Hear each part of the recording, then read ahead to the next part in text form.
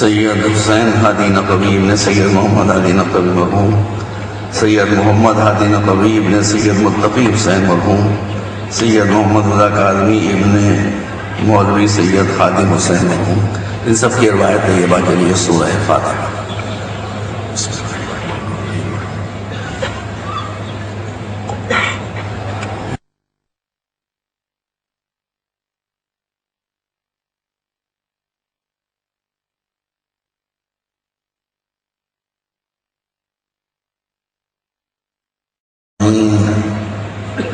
والصلاة والسلام والتحية والإكرام على سيدنا ونبينا وشفيعنا أبي القاسم محمد وآله الطيبين الطاهرين المعصومين الهداة المهديين الذين أذهب الله عنهم الرجس وطهرهم تطهيرا۔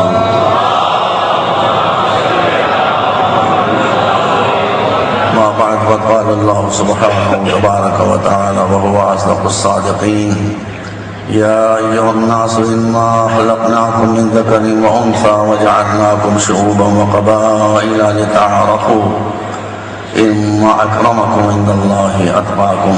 صلوات محمد وعلى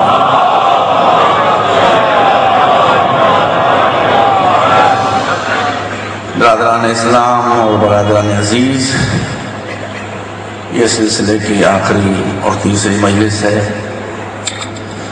کچھ باتیں میں پیش کر سکوں گا، بہت سی باتیں رہ گئی ہیں اور رہ جائیں گی، ممکن ہی نہیں کہ میں 3 مجلسوں میں پیش کر سکوں۔ تو انشاءاللہ یار زندہ صحبت باقی ہے، آئندہ اگر زندگی ہے تو دیکھا جائے گا۔ اللہ نے ہم مسلمانوں کی ہدایت کے لیے قرآن مجید کو نازل کیا، اور یہی ایک الہامی کتاب وہ ہے کہ جس کو باقی نہیں رکھا۔ اسی کتاب پاک میں یہ ارشاد ہے کہ لوگوں، ہم نے تم کو مرد اور عورت کے میل سے پیدا کیا ہے، تم کو مختلف قبیلوں میں، خاندانوں میں، نسلوں میں تقسیم کر دیا ہے تاکہ ایک دوسرے کو پہچانو۔ جب پہچانو گے تو دشمنیاں ختم ہو جائیں گی، نہ پہچاننے سے دشمنیاں پیدا ہوتی ہیں۔ ان اکرمکم عند اللہ اتقاکم، رنگ ہو یا نسل، قبیلہ ہو یا خاندان، صورت ہو یا شکل، ان میں سے کوئی شے نہیں ہے جو کسی کو ہمارے نزدیک مکرم بنا سکے۔ مکرم وہ ہوتا ہے کہ جس کا کردار پاک و پاکیزہ ہو۔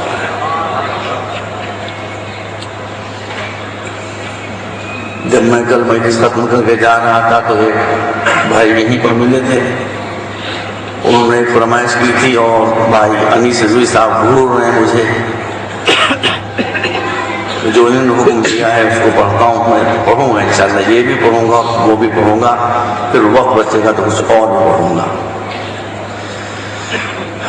سوالات تو بہت ہیں، اس کے بعد جو مجلس ہونے والی نیو کراچی میں، ان کی بھی فرمائش ہے کہ یہ موضوع میں وہاں بھی کنٹینیو کروں، تو یہ موضوع وہاں بھی میں جاری رکھوں گا۔ ابھی مجھے پتہ نہیں کہ یہاں سے وہ کتنے لوگ ہیں۔ ایک بات آپ اپنے اذہان عالیہ میں رکھیے کہ متعدد مقامات پر قرآن مجید کتاب ہدایت ہے، اس میں کوئی شک نہیں، کتاب ہدایت ہے، مگر غیر مشروط کتاب ہدایت نہیں ہے۔ اگر ہمارے برادران اہل سنت تشریف فرما ہیں تو وہ بھی اس پر غور فرما لیں کہ قرآن مجید نے متعدد مقامات پر یہ بات کہی ہے کہ یضل بہ کثیرا ویہدی بہ کثیرا۔ یہی قرآن وہ ہے کہ جس کے ذریعے سے ہم بہت سے لوگوں کو راہ حق سے ہٹا دیتے ہیں، یہی وہ ہے کہ جس کے ذریعے سے ہم لوگوں کو راہ حق پر لے آتے ہیں۔ تو اب قرآن کوئی معمولی کتاب تھوڑی ہے کہ اتنا بتا کے چھوڑ دے، نہیں، اس نے آگے بتایا کہ کون قرآن کو پڑھ کے گمراہ ہو جاتا ہے، کون قرآن کو پڑھ کر ہدایت پا جاتا ہے۔ ارشاد ہوتا ہے یضل بہ کثیرا ویہدی بہ کثیرا وما یضل بہ الا الفاسقین۔ اس کو پڑھ کر گمراہ وہ ہوتا ہے جس میں پہلے سے فسق و فجور اور کرپشن پایا جاتا ہے۔ ایک اور محمد نے ارشاد کر دیا ھدی للمتقین، جن کا کردار پاک و پاکیزہ ہے، قرآن ان کی ہدایت کرے گا۔ اس کو سمیٹ کر یوں کہا جا سکتا ہے کہ جو قرآن کو اپنی رائے پر چلانا چاہیں گے وہ گمراہ ہو جائیں گے، جو قرآن کے راستے پر چلیں گے وہ ہدایت پائیں گے۔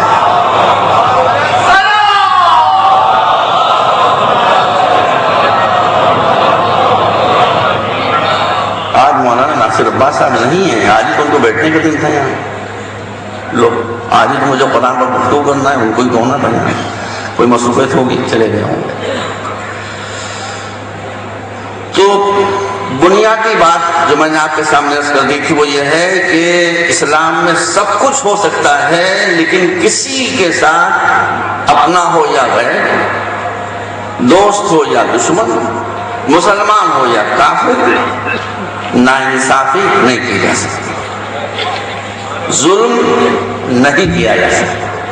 یہاں تک کہ حشر کے میدان میں اگر اللہ کسی کو جہنم میں بھی بھیج رہا ہوگا خدا نخواستہ، تو وہ بھی یہ کہتا ہوا نہیں جائے گا کہ اللہ تو نے میرے اوپر ظلم کیا، وہ بھی یہ کہتا ہوا جائے گا کہ میں تھا اس کا مستحق۔ تو جیسے میں نے آپ کے سامنے کہ یہ بنیادی بات ہے، اگر یہ آپ کے سامنے کلیئر رہے کہ اسلام میں سب کچھ ہو سکتا ہے لیکن انجسٹس از نو کمپرومائز پوائنٹ۔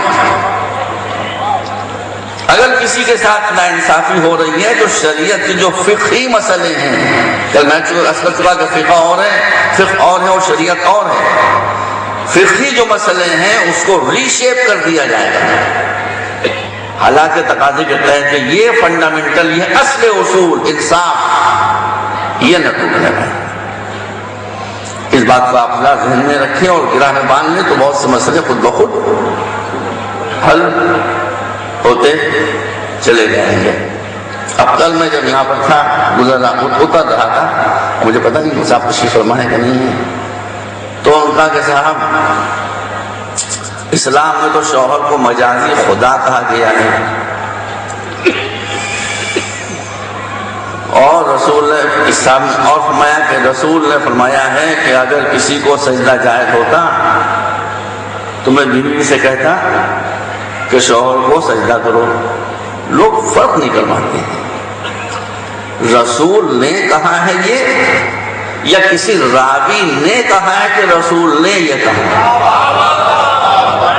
بھائی دونوں باتوں میں زمین آسمان کا فرق ہے۔ اگر رسول نے کہا ہو تو ہم کچھ نہیں سکتے اس کے آگے، لیکن سوال ہے کہ رسول نے کہا ہے یا راوی صاحب فرما رہے ہیں کہ رسول نے یہ کہا، تو وہ راوی کا نقل قول ہے، رسول نے براہ راست آپ سے تھوڑی کہا ہے۔ اگر سنی نے لفظ تشریف فرمائے ہمارے بھائی ہیں، ہمارے یہاں ماحول ہی نہیں، وقت الحمدللہ یہاں پاکستانی بہت اچھا ہو گیا ہے۔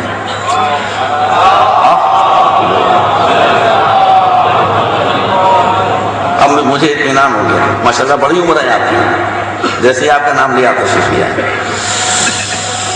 تو روایت ہمارے یہاں بھی ایک مصیبت آ گئی ہے۔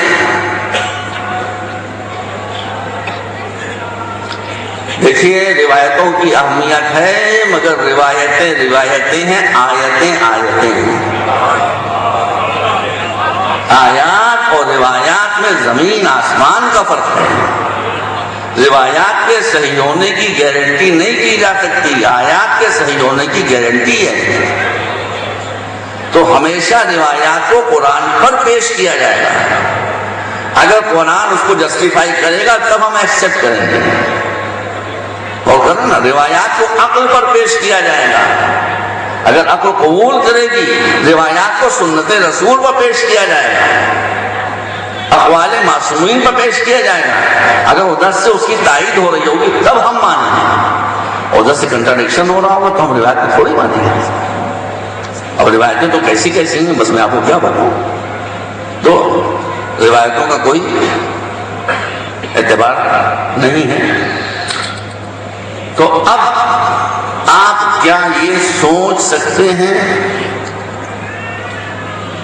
کہ رسول کے اقوال میں کنٹراڈکشن ہوگا؟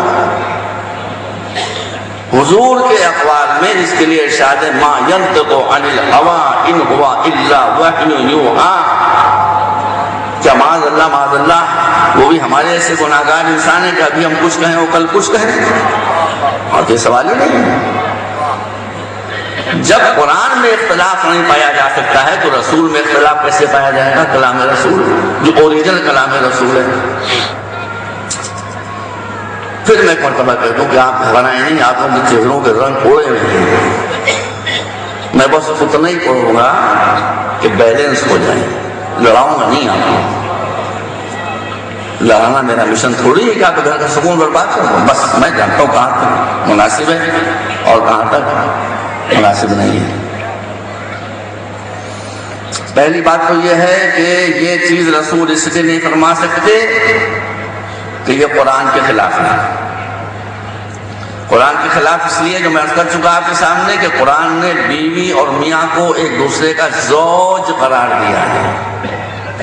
زوج اور زوجہ نہیں ہے، قرآن میں زوجہ کا لفظ ہی نہیں ہے، زوج ہے، یہ اس کا زوج اور وہ اس کا زوج۔ زوج کے معنی ہوتے ہیں دو چیزیں جو بالکل برابر کی ہوں، اس کو ایک دوسرے کا زوج کہا جاتا ہے۔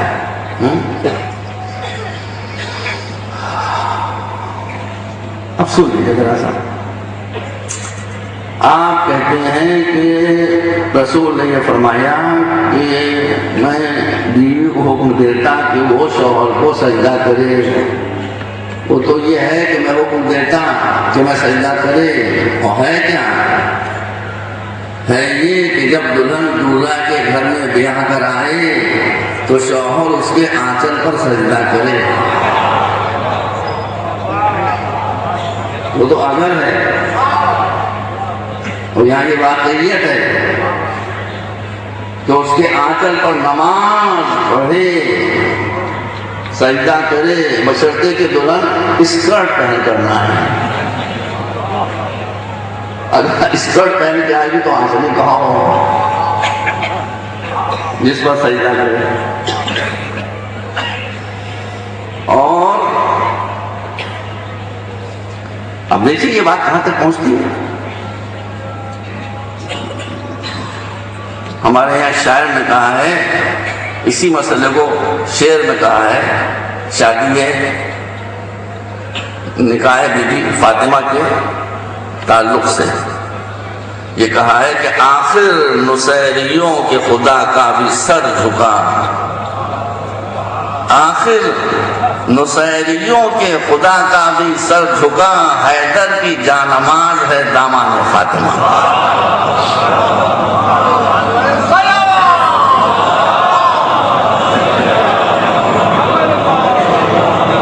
حیدر کی جانماز ہے دامان فاطمہ۔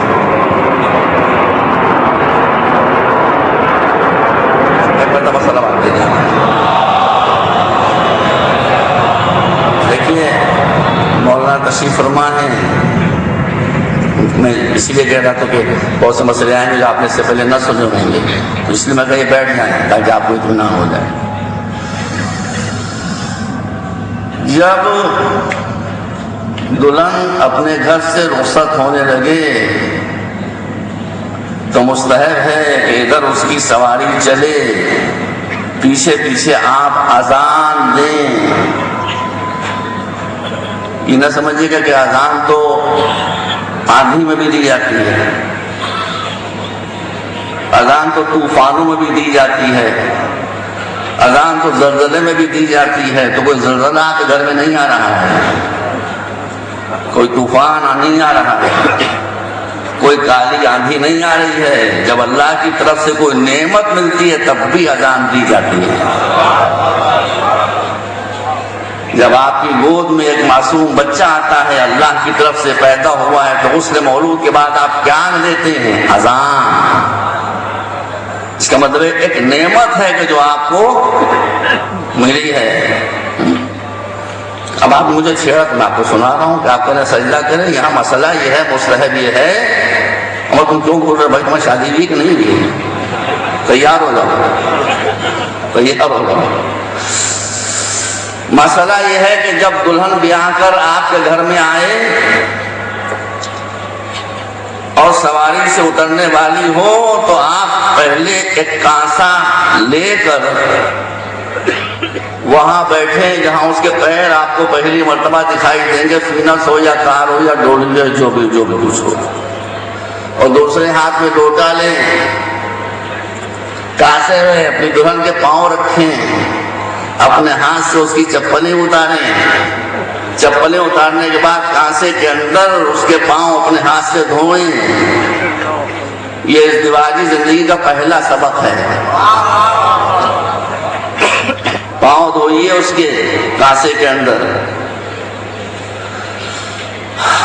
اور پھر اس پانی کو گھر میں مختلف اطراف میں برکت کے لیے چھڑکیے۔ یہ کیوں؟ یہ اس لیے ہے کہ وہ بچی کہ جو اپنے ماں باپ کی گود چھوڑ کر آ رہی ہے سسرال میں، اس کو اس پہلے ہی عمل سے احساس ہو جائے کہ مجھے اس گھر میں عزت ملے گی، ذلت نہیں ملے گی۔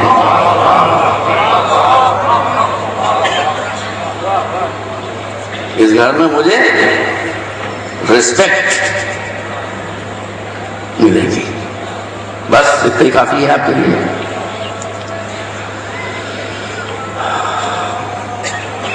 مجھے بہت افسوس ہے کہ چونکہ ہمارے فطریات کے اوپر مردوں کا قبضہ ہے، میل ڈومینیٹڈ ہے، مجھے بہت افسوس ہے کہ قرآن کے ترجمے میں بھی، قرآن کے الفاظ میں تو کوئی ڈنڈی مار نہیں سکتا، وہ تو ادھر سے شیورڈ ہے، انشورڈ ہے، ترجموں میں ڈنڈی ماری گئی۔ اگر مجھے عربی نہ آتی تو میں بھی وہی ترجمہ کرتا جو قرآنوں میں ہے، سنی اور شیعوں نے کیا ہے۔ جناب تشریف فرما ہے، میں بتاؤں گا کہ صحیح ترجمہ کیا ہے اور کیوں ہے، میں نے بھی عربی پڑھی۔ بھائی جانی صاحب، آپ نے فرمایا تھا کہ للرجال والی آیت کہوں، یہ آیت سورہ نساء میں ہے، اس کا نمبر ہے 26۔ یہ آیت یہاں سے شروع ہوتی ہے، الرجال قوامون علی النساء بما فضل اللہ بعضهم علی بعض۔ متعلقہ ٹکڑا یہ آیت لمبی ہے۔ الرجال قوامون علی النساء بما فضل اللہ بعضهم علی بعض۔ مجھے بہت افسوس ہے، اگر مجھے یقین نہ ہوتا تو میں اتنی ضرورت نہ کرتا تھا کہ میری ریکارڈ ہو رہی ہے۔ اس میں سے ترجمہ کرنے والوں نے ہر لفظ کا سہون جو معاشرہ تھا، جو خیالات سوسائٹی میں پھیلے ہوئے تھے، اس سے متاثر ہو کر، میں یہ نہیں کہتا کہ انہوں نے غلط ترجمہ کیا ہے، میں یہ کہتا ہوں کہ ان سے غلط ترجمہ ہو گیا ہے۔ میں کسی کی نیت معاملہ نہیں کرتا، نہ سمجھی میں، نہ دانستگی میں جو خیالات پھیلے ہوتے ہیں سوسائٹی میں، اس سے آدمی متاثر ہوتا ہے۔ اس کی وجہ سے اس میں سنی شیعہ کوئی مسئلہ نہیں ہے، دونوں جگہ ایک ہی مسئلہ ہے، غلط ترجمہ ہر لفظ کا ہو گیا ہے۔ آیت میں کی ورڈز کیا کیا ہیں؟ کلیدی الفاظ للرجال، پہلا لفظ ہے رجال۔ اب یہاں دھیان کر، اللہ تو ان کو عربی نہیں آتی، میں کوشش کروں وہ بھی میری بات سمجھ لیں۔ پہلا لفظ ہے الرجال، اس کا ترجمہ غلط۔ دوسرا لفظ ہے قوام، قوامون، اس کا ترجمہ غلط۔ علی النساء، تیسرا کی ورڈ ہے، اس کا ترجمہ غلط۔ بما فضل اللہ، چوتھا کی ورڈ ہے، اس کا ترجمہ غلط۔ بعضهم علی بعض، اس فریز کا ترجمہ غلط۔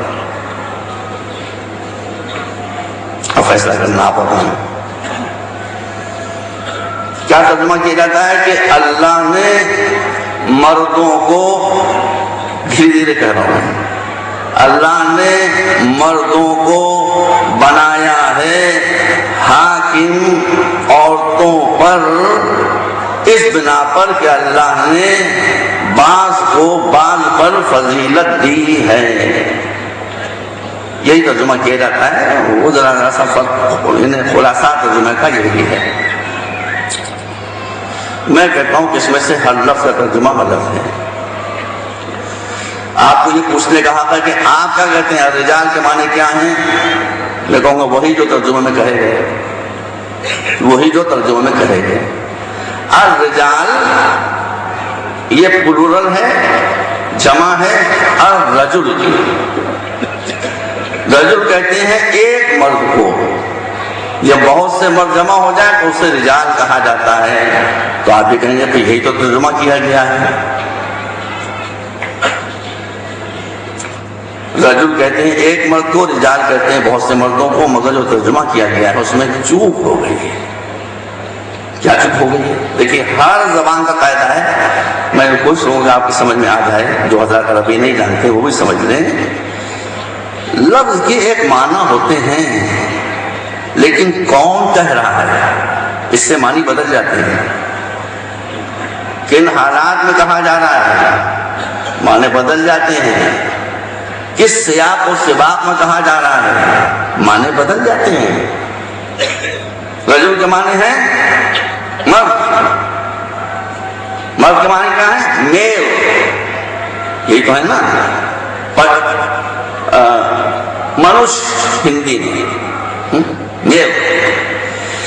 اب یہ آپ بتائیے کہ جب رسول نے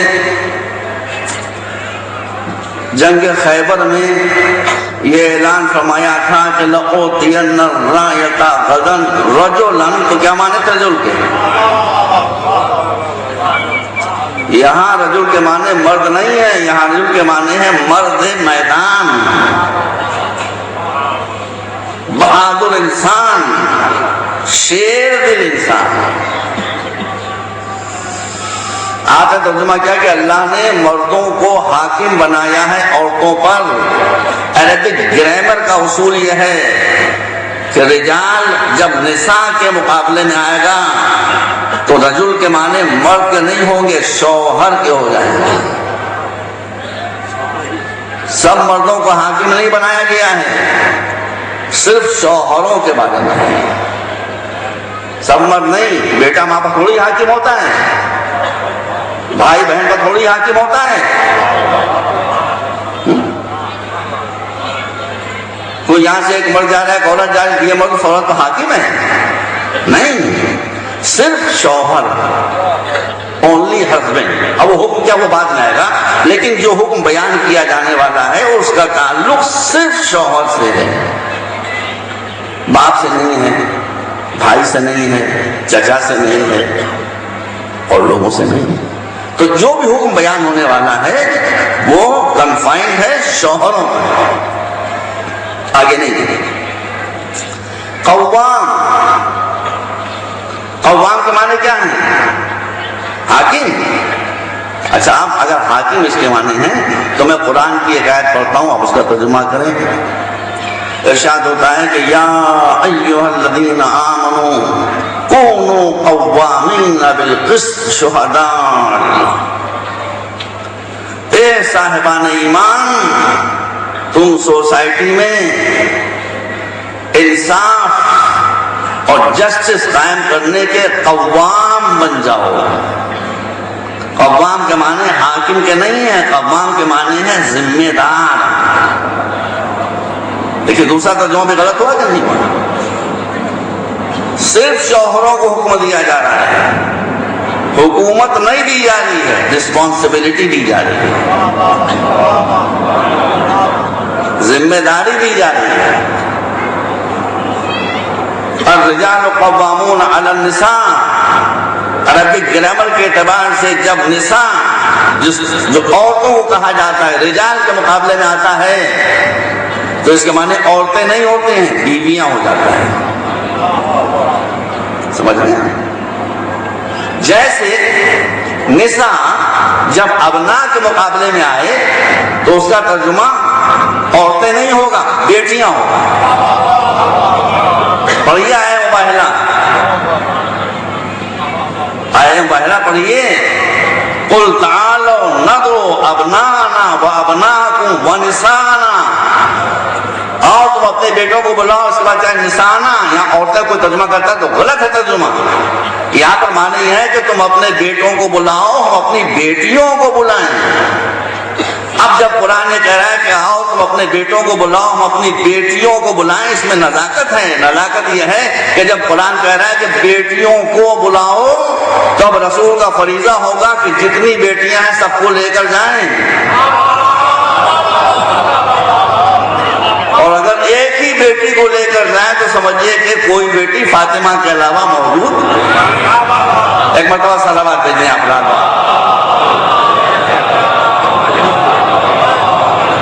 تو جب ابن کے مقابلے میں، ابنا کے مقابلے میں نساء آئے گا تو مانے بیٹیاں ہو جائیں گے. جب رجال کے مقابلے میں نساء آئے گا تو اس کے مانے بیویاں ہو جائیں گے. اب نہ بھیانک ہو رہے ہیں، نہیں بھیانک مت ہوئیے. ایک لفظ اردو میں بیگم صاحب، بھائی ہاں نہیں بن کیا پوزیشن. لکھنؤ میں یہ ہے کہ جب فقیر ہمارے گھر پر آتا ہے دروازے پر تو آ کر ایک ہی آواز لگاتا ہے جب گھر میں مرد موجود ہوتے ہیں، بیگم صاحب سلامت رہیں. کیا معنی بیگم صاحب کے؟ بیگم صاحب کے معنی کیا ہے؟ ان کی بیگم. بیگم صاحب معنی گھر کی مالکہ. اور جب شوہر تھرتھراتے ہوئے کہتے ہیں بیگم صاحب تو معنی کیا ہوتا ہے؟ اردو میں بھی یہ ہوتا ہے. لکھنؤ میں بادشاہ تھے واجد علی شاہ، بڑے عزادار تھے. ان کا ایک بھانڈ تھا. بھانڈ کیا کہتے ہیں سر؟ یہی کہتے ہیں، بھانڈ کہتے ہیں نا. بڑے بڑے ذہین ہوتے ہیں، بڑے ملاقیہ ہوتے ہیں، مگر بس وہ تو اس نے محرم میں سبیل لگائی بڑی شاندار. تو واجد علی شاہ کے اس کا نام تھا سلامت. کیا نام تھا بھانڈ کا؟ سلامت. بھانڈ کا نام تھا سلامت. وہ بیگم صاحب مجھے یاد ہے. بھانڈ کا نام تھا سلامت. تو وزیر اعظم نے کہا سرکار چلے چلیے اس بھانڈ کی نے بڑی محنت سبیل لگائی ہے، اس کا دل خوش ہو جائے گا، دل بڑھ جائے گا. چل گئے. وہ کھڑا ہو گیا، جھک جھک کر سلام کرنے لگا اور بادشاہ وقت سے کہنے لگا کہ خدا حضور کو زندہ رکھے اور حضور کی بیگم کو سلامت رکھے. آپ سمجھے نہیں بھائی، یہ پن کیا اس نے لفظ کا. بیگم کو سلامت رکھے. سلامت رکھے تو دونوں معنی ہیں کہ صحیح و سالم رکھتے ہو، جو سلامت بھانڈ یہ رکھ لے.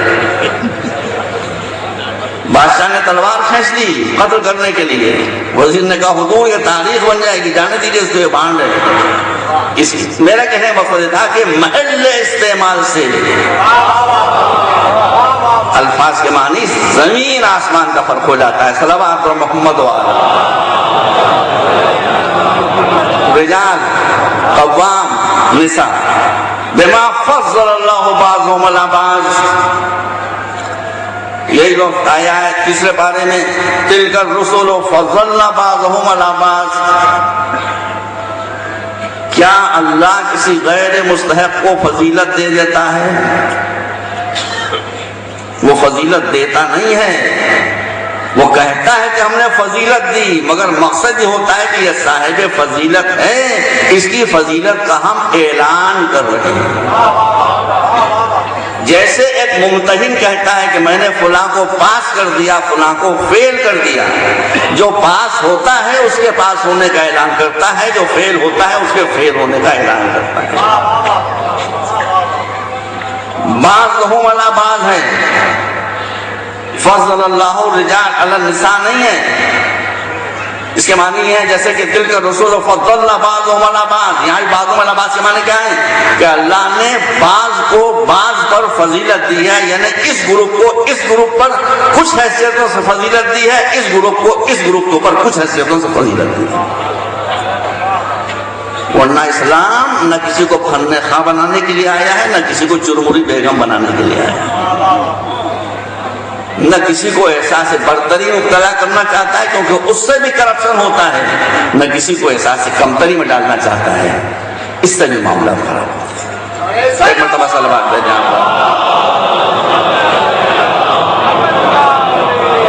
بس. ایک اور سوال کیا گیا ہے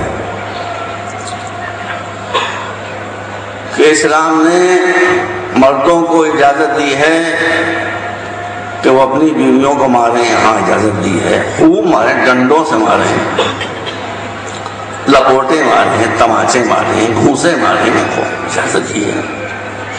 اجازت دی نہ ہوتی تو پڑوس میں یہ ہو کیا رہا ہے؟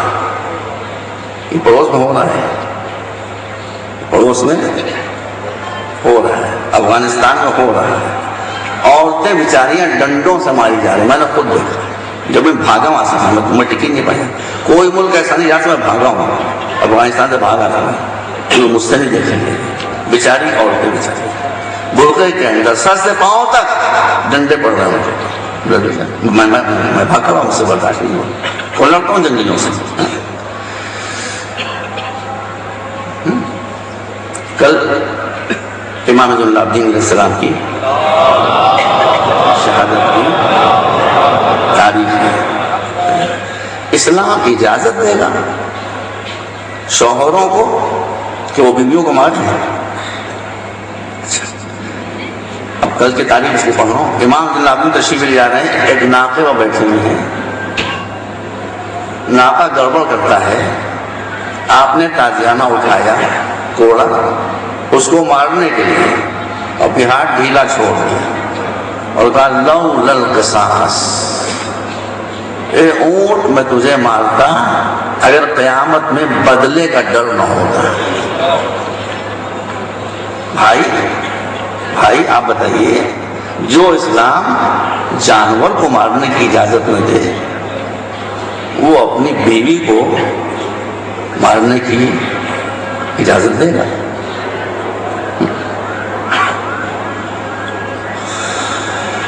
سورہ نساء آیت نمبر 26، بس یہ آخری بات ہے، لمبی بات ہے۔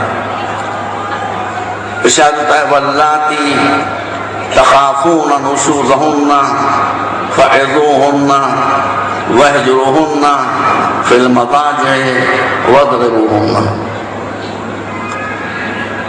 وہ تمہاری بیویاں جن کے بارے میں تم کو یہ ڈر ہو کہ یہ تمہاری، میں ترجمہ کر رہا ہوں وہ جو عام طور پر کیا جاتا ہے، یہ میرا ترجمہ نہیں ہے، وہ تمہاری بیویاں جن کے بارے میں تم کو ڈر ہو خالی ہے کہ وہ تمہاری نافرمانی کریں گی، فعظوہن، ان کو واعظ کرو، اگر واعظ سے بھی سمجھ میں نہیں آئے ان کو ان کے بستروں پر الگ کر دو، اگر یوں بھی نہ ماریں تو ان کی دھنائی کر دو،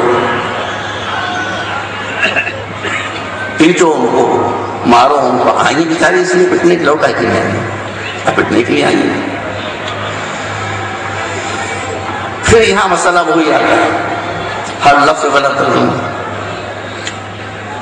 نشوز کا ترجمہ کیا جاتا ہے نافرمانی کریں، تب لاپرواہی۔ میں نے کہا بیگم صاحب چائے بناؤ، ان کا اس وقت تو سر میں درد ہو رہا ہے، میرے کہ ڈنڈا کھڑا ہو گیا، دھائیں دھائیں دھائیں مارنا شروع کر دیا، کر سکتا ہوں؟ میں نے کہا کپڑے دھو دو، ان کا اس وقت تو موڈ نہیں ہو رہا ہے، اٹھا دو تماچے میں نے لگا دیے، کر سکتا ہوں؟ کھچڑی پکا دو، نہیں پکا سکتی اس وقت۔ میں نے کہا بچے کو دودھ پلا دو، ان کا اس وقت تو موڈ نہیں ہو رہا ہے، ماروں گا میں کیونکہ میں لاپرواہ ہوں۔ غلط ترجمہ کیا جاتا ہے۔ نافرمانی سے پہلے آپ کو یہ دیکھنا پڑے گا کہ فرما برداری ہے کاہے نہیں۔ بھائی جن باتوں میں فرما برداری اس میں نافرمانی کرے تبھی آپ کو مارنے کا معنی بھی آگے آتے ہیں۔ جو بھی سزا ہے وہ اس وقت ہے کہ جب جن چیزوں میں فرما برداری کا حکم دیا گیا ہے، ہم ایسا ممبر سے نہیں بتا سکتا، کبھی لوگ سے بات آپ پوچھ لیجیے گا کہ صرف 3 چیزیں ہیں کہ جس میں شوہر کی اطاعت کا حکم دیا گیا ہے، صرف 3 چیزیں جن کا تعلق ازدواجی زندگی سے، دیٹس آل۔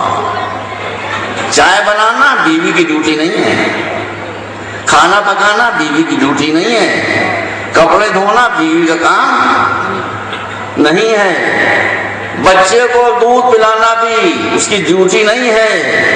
وہ چاہے تو چائے بنانے کے بعد کہیے یہ چائے بنانے کا بل حاضر ہے، پیسے لائیے، کھانا پکانے کے بعد کہا کھانا پکانے کا بل وہ یہ حاضر ہے، پیسے لائیے، کپڑوں پر استری کی ہے، پیسے لائیے، بچوں کو آپ کے دودھ پلایا، پیسے لائیے. کسی چیز میں اطاعت نہیں. لیکن میں لڑانے نہیں آیا ہوں. آپ نے تو قیامت ہو گئی، آپ نے تو لڑوا دیا. بھائی لڑاؤں گا نہیں میں آپ کا مگر جو مسئلہ شریع ہو تو میں بتاؤں گا. ارے مولانا شاہ صاحب کا ترجمہ ہے، اس میں اسی آیت میں جو میں نے نمبر 26 بتائی، آپ دیکھیے حاشیے پر لکھا ہوا ہے وہ 3 چیزیں کیا ہیں. صرف 3 چیزوں میں اطاعت واجب ہے، باقی کسی چیز میں اطاعت واجب نہیں ہے. مگر ایک بات بتا دوں آپ کو، کتنے میں نے نکاح پڑھائے ہیں مجھے یاد نہیں ہے، طلاقیں بھی میں نے پڑھائی ہیں. میں عورتوں کی سائیکالوجی جانتا ہوں. عورت کچھ نہیں چاہتی، صرف 2 چیزیں چاہتی. ایک وہ ہے جو اللہ چاہتا ہے. اللہ کہتا ہے میں ہر گناہ معاف کروں گا مگر میری ذات میں شریک نہ لاؤ. آپ کے گھر کی بیوی بھی یہی کہتی ہے آپ سے کہ میں ہر چیز برداشت کرنے کے لیے تیار ہوں، میرے ساتھ شریک نہ ہو. آسمان پر ایک، زمین پر ایک، کوئی پرابلم نہیں ہوگی، کوئی پرابلم نہیں ہوگی. مسئلہ اتنا سینسیٹیو ہے کہ اگر آپ نماز پڑھ رہے ہیں تو نماز پڑھنے میں آپ کو کنکھیوں سے ادھر ادھر دیکھنے کی اجازت ہے، گردن موڑ کے دیکھنے کی اجازت نہیں ہے. کنکھیوں سے ادھر ادھر دیکھ سکتے ہیں، مگر بیوی کے معاملے میں اگر آپ نے کنکھیوں سے بھی کسی کو دیکھا، کسی دوسری عورت کو، تو خیریت سلام کر کے رخصت ہو جائے. اس لیے بس اللہ ایک، بیوی نمبر 1. میں آپ کو بتا رہا ہوں، عورت کو فاقے دیں، مجبوری میں فاقے کر لے گی.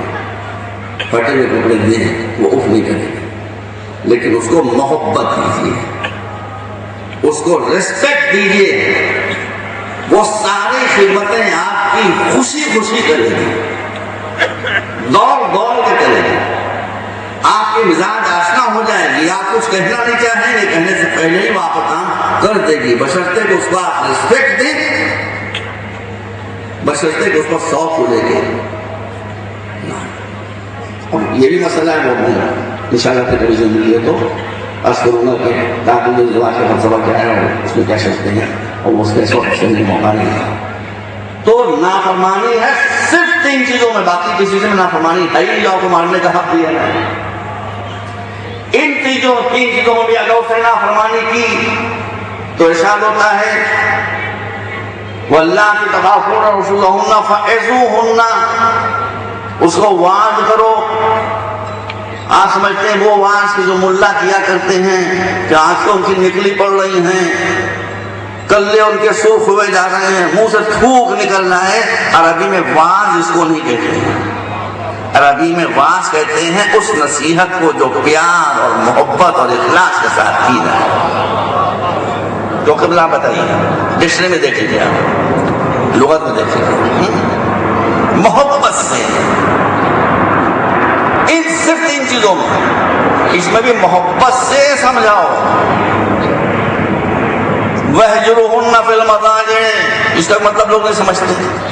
ہمارے یہاں کیا ہوتا ہے، یہاں بھی ہوتا ہوگا یا اللہ کرے نہ ہوتا ہوگا، دولہا میاں بیوی سے کسی بات پر ناراض نہیں ہوگا، نکل جا میرے گھر سے.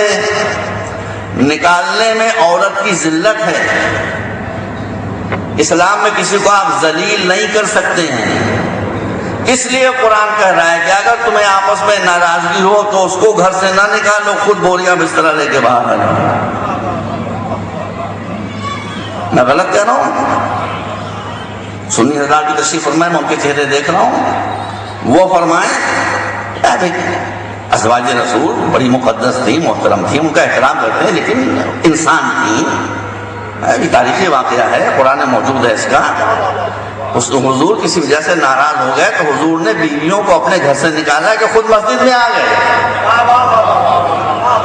ایک بیوی کو اپنے گھر سے نہیں نکالا، ایک بیوی کو اپنے گھر سے نہیں نکالا. اس لیے نکالنے میں توہین ہے، توہین کی اسلام میں اجازت نہیں، خود باہر. یہ ہے اس کا مطلب. اس کے بعد وہ اب وہ فصل کا وہ مارو.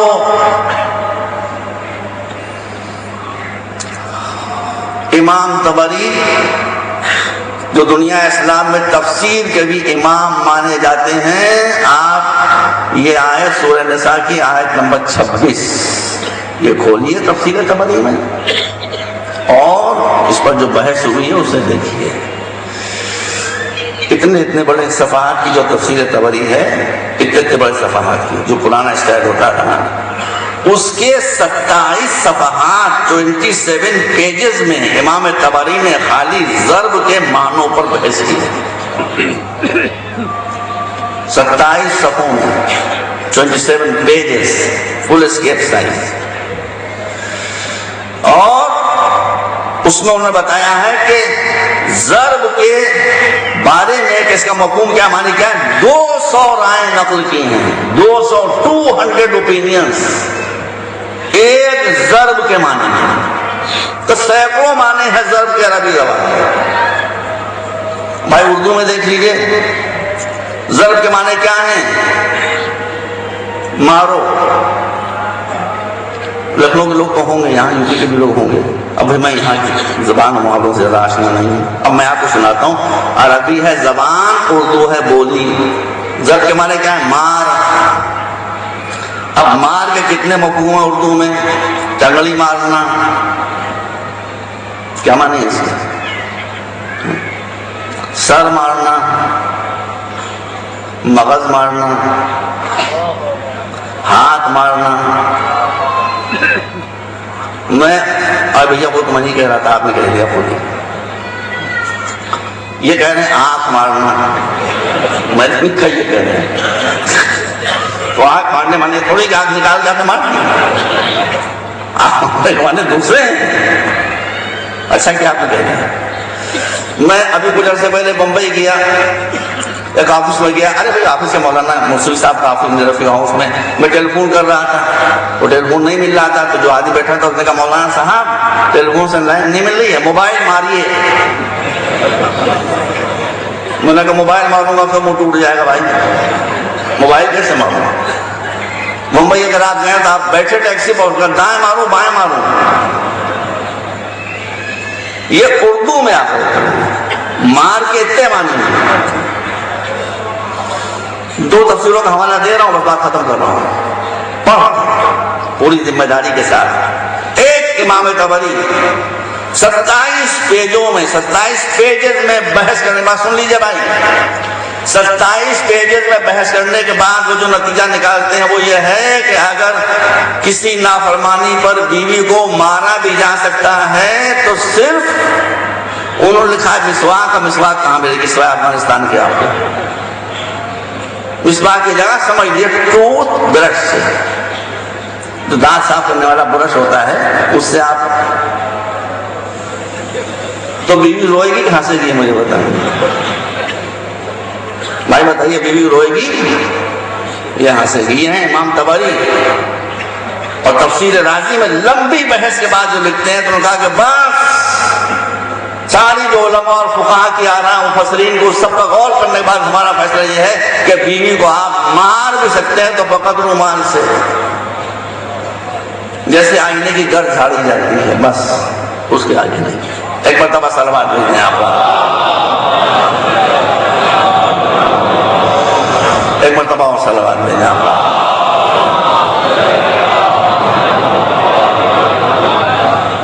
بس اب میں تو چاہتا تھا کہ وہ پورے سوالات کی جو لسٹ ہے وہ لے کر آ جاؤں کہ بیویوں کو، ایک شوہر کو کئی بیویاں رکھنے کی اجازت کیوں دی گئی ہے، یہ بھی سوال ہے. عورتوں کی 2 گواہیاں ایک مرد کی گواہی کے برابر کیوں ہوتی ہے، یہ بھی سوال ہے. یہ بھی سوال ہے کہ عورتوں کو میراث میں حصہ کم کیوں ملتا ہے. یہ بھی سوال ہے کہ عورتوں کو ایک سے زیادہ شوہر کرنے کی اجازت کیوں نہیں دی جاتی ہے.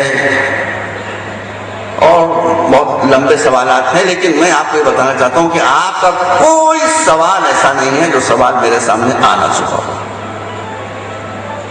اور اس کا جواب میرے پاس قرآن و حدیث اور عقل کی روشنی میں موجود نہ ہو۔ بس خلاصہ یہ ہے، ایک مرتبہ سلوات دے دیں آپ۔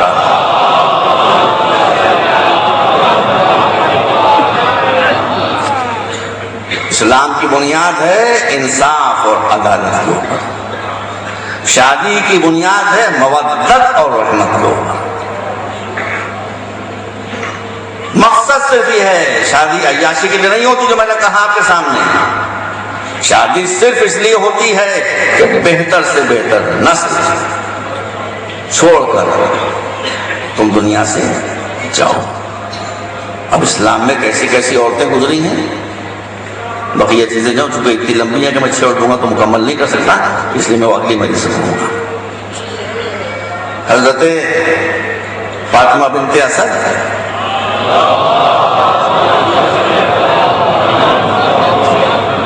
علی بن ابی طالب کی والدہ محترمہ، جن کو رسول بھی ماں کہتے تھے،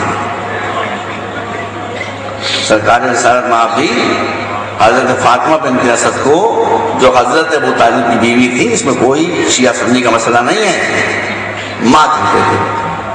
جب حضرت فاطمہ بنت اسد کا انتقال ہوا، تاریخ خمیس کے الفاظ میں کہ آپ نے فرمایا کانت امی بعد امی، فاطمہ بنت اسد میرے لیے میری حقیقی ماں حضرت آمنہ کے بعد بالکل ماں کی حیثیت رکھتی ہے، ماں کی طرح انہوں نے مجھے پالا۔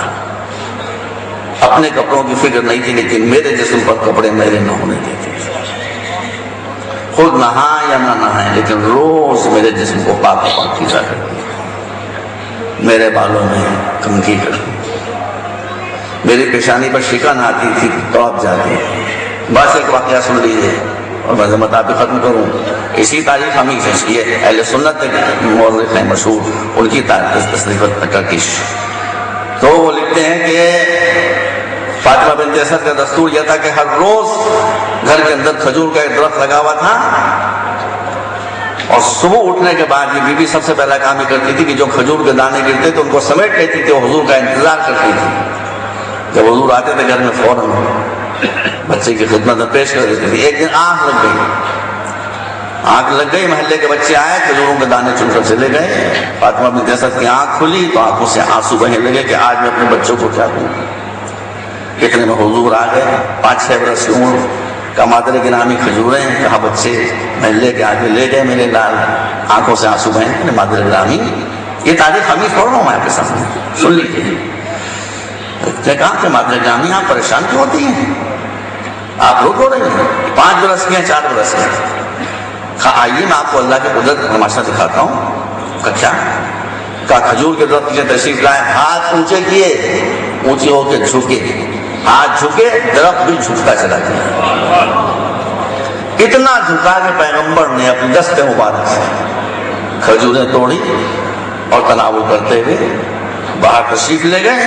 درخت پھر سیدھا کھڑا ہو گیا، فاطمہ بنت اسد پہ سیدھی کھڑی ہو گئی۔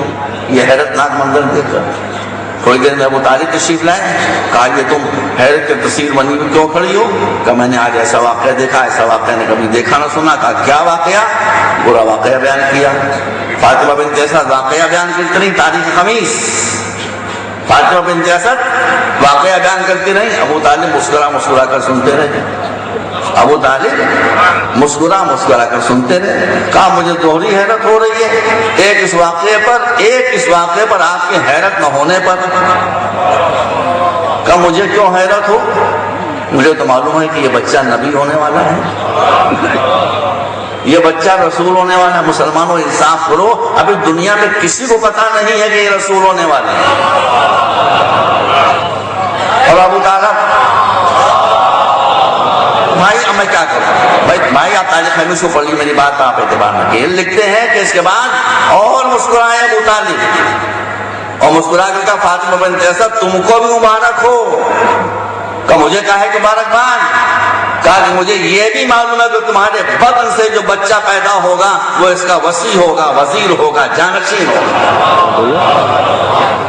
اس کا مطلب یہ کہ ابو طالب نے پہلے ہی دن ایمان کا اپنے اعلان کر دیا کہ میرا فقط رسالت پر ایمان نہیں ہے، جب سے رسالت پر ایمان ہے اس وقت سے امامت پر بھی ایمان ہے۔ صلوات بر محمد و آلہ۔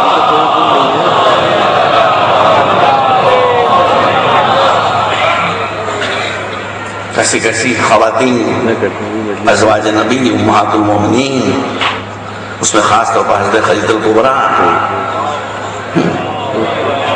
ان کی عظمت، ان کی جلالت کہ اس میں انتہا ہے۔ اس خدیجہ کی بیٹی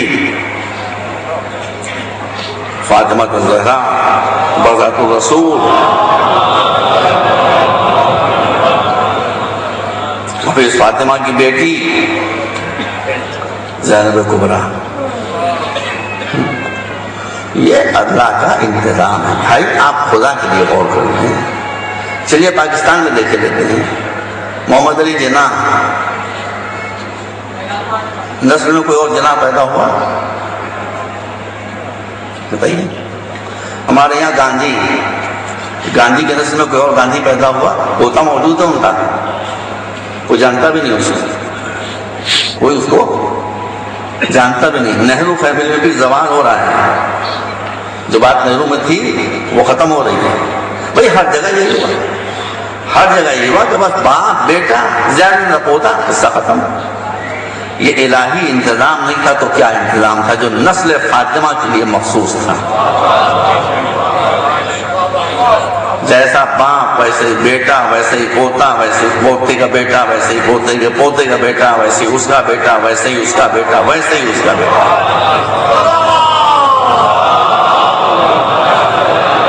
یہاں تک کہ رسول نے ارشاد فرمایا کہ اولنا محمد و اوسطنا محمد و آخرنا محمد اور کل، یہ ہوا ہی نہیں۔ اس کا مطلب ہے کہ یہ الہی انتظام۔ کل امام زین العابدین علیہ السلام کی شہادت کی تاریخ ہے۔ میں برادران اسلامی سے، میرے بھائی ہیں، میں ان سے محبت کرتا ہوں، پیار کرتا ہوں۔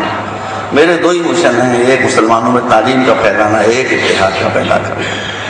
کہ وہ اپنی منزل پر سوچیں، یہ نسل رسول ہے۔ ٹھیک ہے آپ ان کو امام نہ مانیں، کوئی بات نہیں، معصوم نہیں مانتے آپ، نو پرابلم۔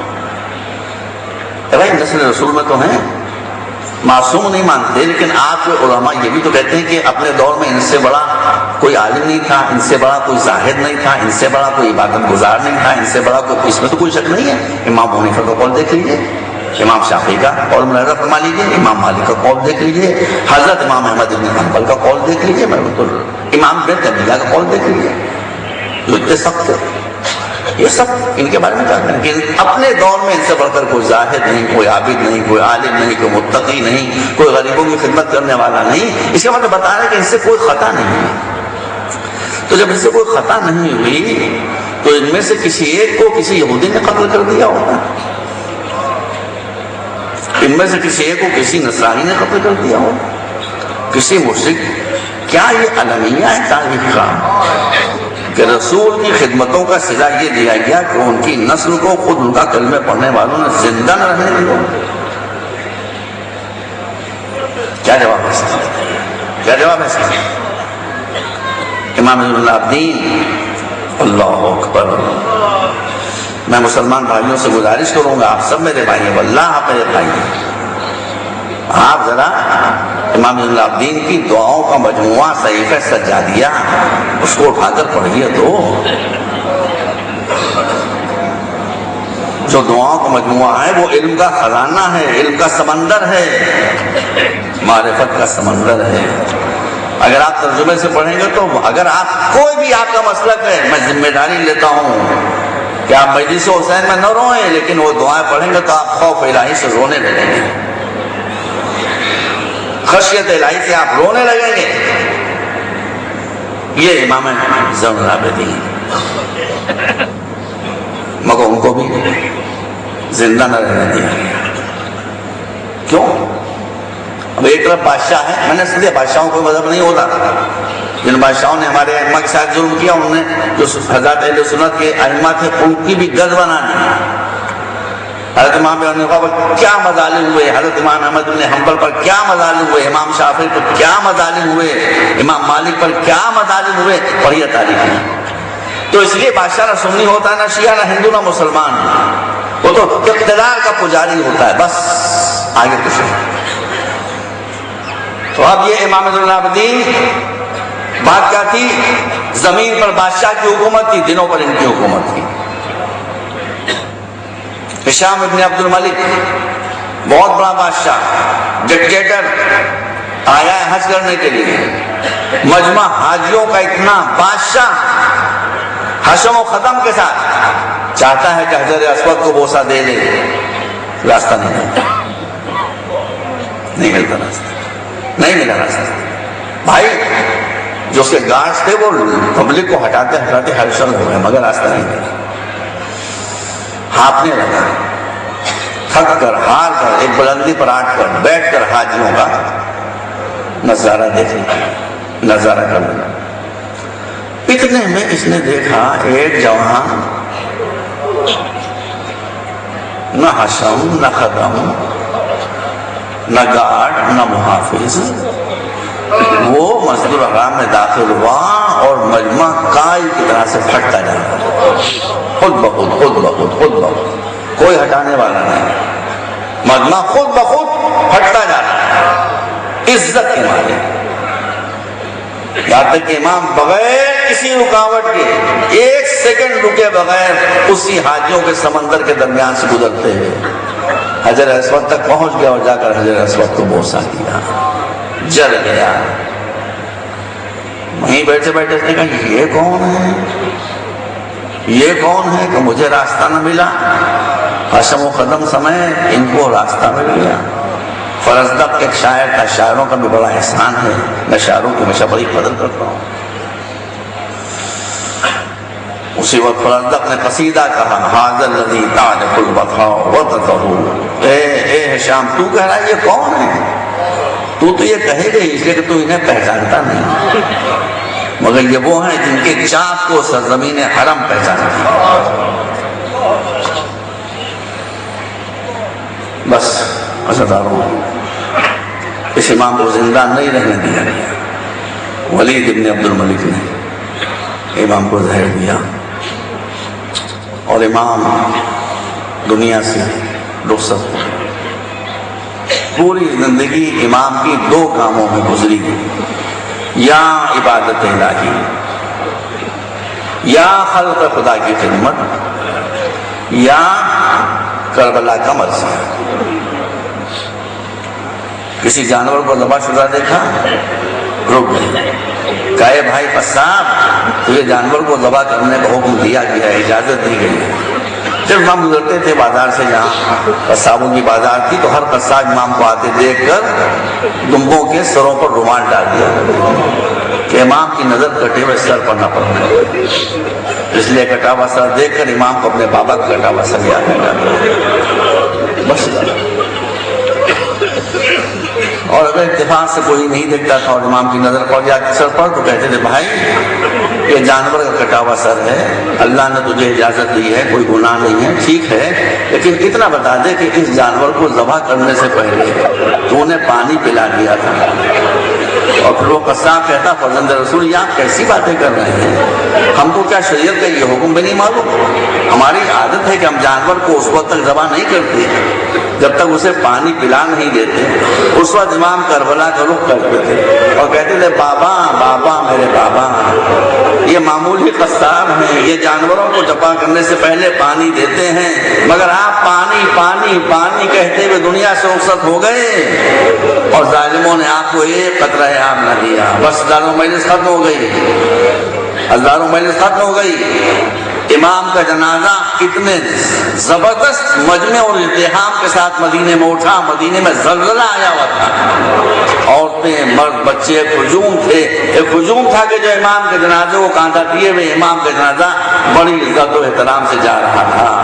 میں کہتا ہوں مولا آپ کا جنازہ اتنی عزت و احترام کے ساتھ اٹھا، لیکن آپ کے بابا حسین ابن علی کربلا کے میدان میں بیچ میں حسین کی لاش ہے، ادھر کے سوار ادھر، ادھر کے سوار ادھر، بیچ میں زینب کبریٰ ہے جو گھوڑوں کے سموں میں اپنے کو ڈالے دے رہی ہیں کہ پچھلے ساتھ کے سپاہیوں بھائی کے عوض بہن کو پامال کر ڈالو، نواسہ رسول کی لاش کو پامال نہ کرو۔